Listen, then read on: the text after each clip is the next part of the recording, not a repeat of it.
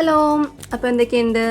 നമുക്കപ്പോൾ ഇന്നൊരു ചിക്കൻ ബിരിയാണി ഉണ്ടാക്കിയാലോ? അപ്പോൾ ചിക്കൻ ബിരിയാണി ഉണ്ടാക്കാൻ വേണ്ടിയിട്ട് ഞാൻ 3 ഗ്ലാസ് മറ്റേ കുഞ്ഞരിയില്ലേ അതെടുത്തിട്ടുണ്ട്. ജീരകശാല കൈമ അരിയാണ് എടുത്തേക്കുന്നത്.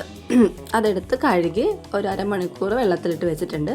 പിന്നെ അതിന് വേണ്ട ഇഞ്ചി, വെളുത്തുള്ളി, പച്ചമുളക്, 2 തക്കാളി ഇതൊക്കെ എടുത്തിട്ടുണ്ട്. അപ്പോൾ ഇഞ്ചി, പച്ചമുളക്, വെളുത്തുള്ളി ചതച്ചെടുത്തിട്ടുണ്ട്. ജസ്റ്റ് ഒന്ന് ക്രഷ് ചെയ്തെടുത്ത് തക്കാളി അരിഞ്ഞു വെച്ചിട്ടുണ്ട്.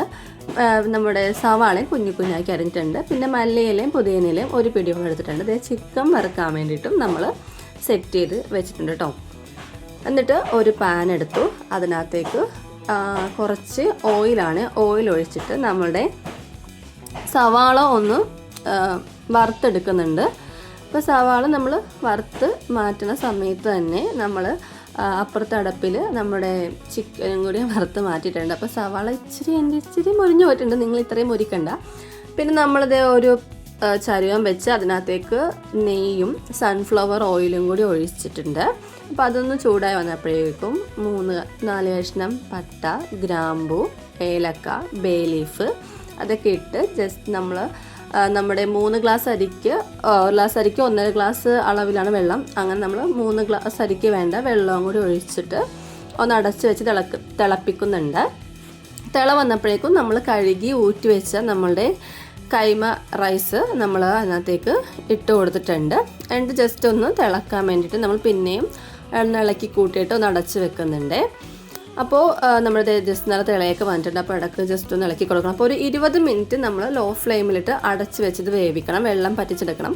അപ്പുറത്തെ അടുപ്പിലേക്ക് നമ്മൾ ഇതേ സമയം തന്നെ ഒരു പാത്രം വെച്ചിട്ട് അതിനകത്തേക്ക് സൺഫ്ലവർ ഓയിൽ ഒഴിച്ചു. ഓയിൽ ചൂടായി വന്നപ്പോഴേക്കും നമ്മൾ ചതച്ച് വെച്ച ഇഞ്ചി പച്ചമുളക് പേസ്റ്റും അതൊന്ന് വഴഞ്ഞു വന്നപ്പോഴേക്കും അതിനകത്തേക്ക് തക്കാളിയും കൂടി ഇട്ട് കൊടുത്തിട്ടുണ്ട്. പിന്നെ അതിനകത്തേക്ക് പോരാത്ത ഉപ്പും ചേർത്ത് കൊടുത്തിട്ടുണ്ട്.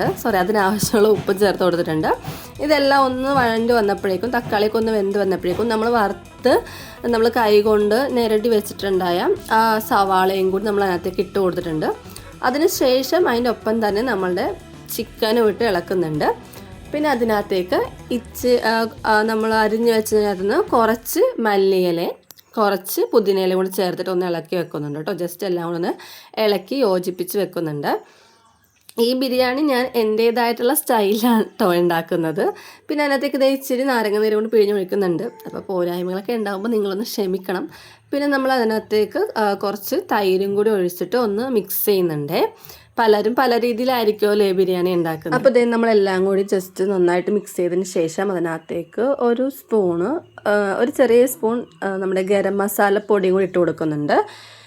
എന്നിട്ട് അത് മിക്സ് ചെയ്ത് മാറ്റി വെച്ചിട്ടുണ്ട്. ഈ സമയം നമ്മുടെ ചോറിലെ വെള്ളമൊക്കെ പറ്റി നല്ല സെറ്റായിട്ടിവിടെ വന്നിട്ടുണ്ട്. അപ്പോൾ ജസ്റ്റ് അതൊന്ന് ചെറിയ തവി കൊണ്ടൊന്ന് ഇളക്കി ജസ്റ്റ് ഒന്ന് വെടിയിപ്പിച്ച് വെക്കുന്നുണ്ട്. എന്നിട്ട് നമ്മുടെ ചിക്കനും ആ സമയത്ത് ഇളക്കി കൊടുക്കുന്നുണ്ട്, അല്ലെങ്കിൽ അടിക്ക് പിടിക്കും. അതിൻ്റെ നമ്മുടെ ചോറ് വേറൊരു പാത്രത്തിലേക്ക് മാറ്റുന്നുണ്ട് കേട്ടോ. അപ്പോൾ നമ്മുടെ ചിക്കൻ കറി, നമ്മുടെ മസാല അവിടെ റെഡിയായി. മസാല അവിടെ റെഡിയായി.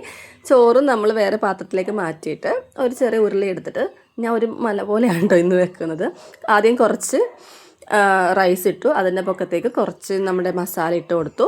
പിന്നെയും റൈസ് ഇട്ട് മിക്സ് ചെയ്യുന്നുണ്ട്. അപ്പോൾ അതിൻ്റെ റൈസ് ഇട്ട് മിക്സ് ചെയ്യണ സമയത്ത് തന്നെ ഇച്ചിരി ഗരം മസാലയും കൂടി അതിൻ്റെ പൊക്കത്തിട്ട് കൊടുക്കുന്നുണ്ട്. പിന്നെയും മസാല ഇട്ടു. അത് കഴിഞ്ഞിട്ട് റൈസ് ഇട്ട് സെറ്റ് ചെയ്തെടുക്കുന്നുണ്ട്. അങ്ങനെ നമ്മളൊരു 2-3 വട്ടം ഇട്ട് വെച്ചിട്ടുണ്ട്. പിന്നെ അതിനകത്തേക്ക് കുറച്ച് മല്ലിയില, പുതിനയില ചേർത്തിട്ട് അതിനൊപ്പം തന്നെ പാലിൽ ഇച്ചിരി മഞ്ഞപ്പൊടിയും കൂടി കലക്കി ഒഴിക്കുന്നുണ്ട്. എന്നിട്ട് നമ്മളിതേ ഒരു കട്ടിയുള്ള ഒരു ഇടിക്കല്ലെടുത്ത് അതിൻ്റെ പൊക്കത്ത് വെച്ചിട്ട് ഒരു 20 മിനിറ്റ് നമ്മളതൊന്ന് 15 മിനിറ്റ് ലോ ഫ്ലെയിമിലിട്ട് ജസ്റ്റ് ഒന്ന് ആവി കയറ്റി എടുത്തിട്ടുണ്ട്. അപ്പോൾ അതിന് ശേഷം അതെല്ലാം കഴിഞ്ഞ് ഒരു 10 മിനിറ്റ് കഴിഞ്ഞപ്പോൾ അതെടുത്ത് നമ്മളിത് സെർവ് ചെയ്യുവാണ്.